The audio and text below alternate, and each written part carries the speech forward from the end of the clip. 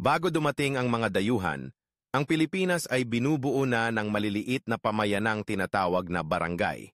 Ang salitang ito ay hango sa balangay, isang uri ng bangkang ginagamit ng mga Austronesyano sa paglalakbay.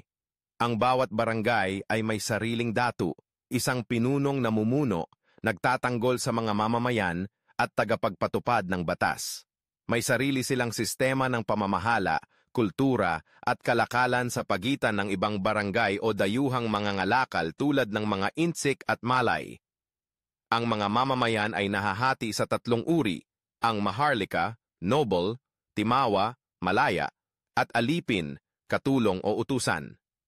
Ngunit kahit may antas, ang pagkakaisa sa barangay ay mahalaga sa pagharap sa panganib at sa pagtutulungan ng komunidad. Ito ang panahong hinubog ng bayanihan, pamumuno at ugnayang panlipunan, mga haliging dala pa rin natin hanggang ngayon. Kung ikaw ay mabubuhay noong panahong ito, gusto mo bang maging isang datu o bahagi ng bayan? Bakit? Ibahagi sa comments.